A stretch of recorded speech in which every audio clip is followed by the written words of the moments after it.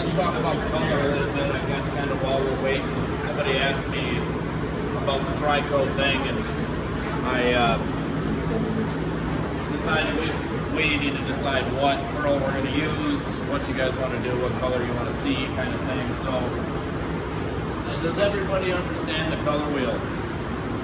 No. It's very second grade art class, but most people, that information is way gone. You know, nobody cares for the most part, right? So we care now.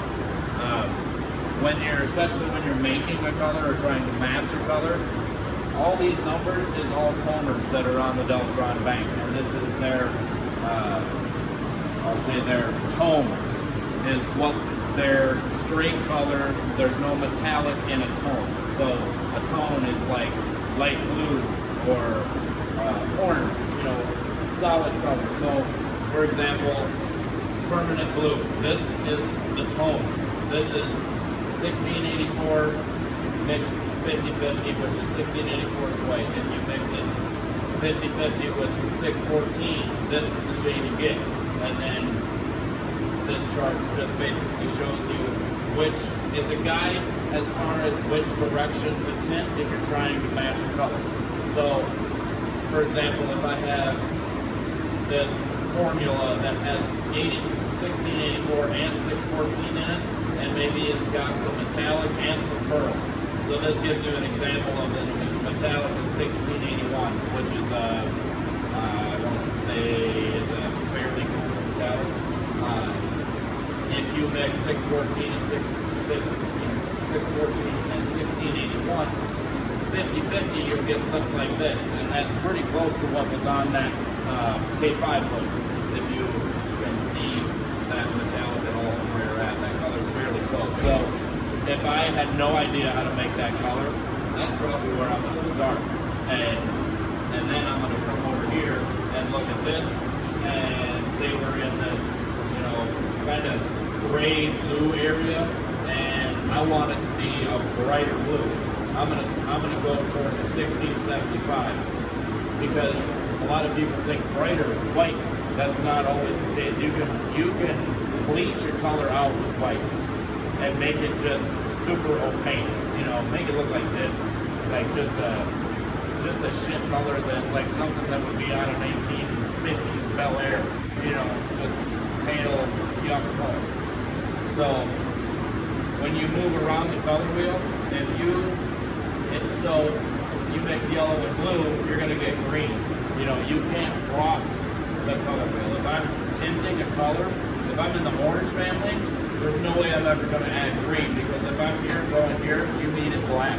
You make mud. It doesn't matter if it's, you know, purple and green or, you know, red and green.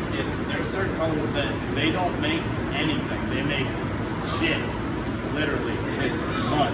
So that's a little bit about the color. These charts go way more in depth, but this one is more geared toward metallics and pearls. Like this is BRL 87 fine blue pearl. This shows you what it looks like over black. This shows you what it looks like over white. So basically, what we did on that truck was BRL X4, which is crystal blue pearl, over black.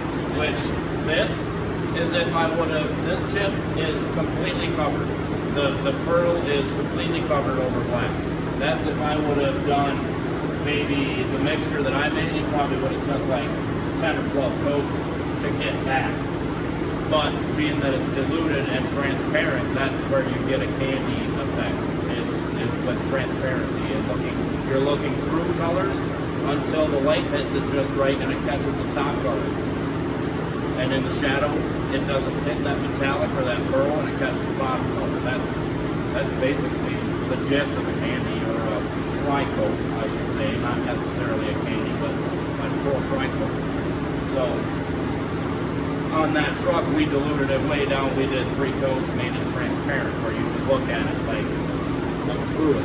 That's how you get crazy colors. Is you're looking through all these colors. You're not looking at a color, you're looking at multiple colors at once that are transparent, but in the right recipe. Like you wouldn't put like a red pearl over green, it would look muddy, I guess. Like the color, the flop would look gray, kind of. And then you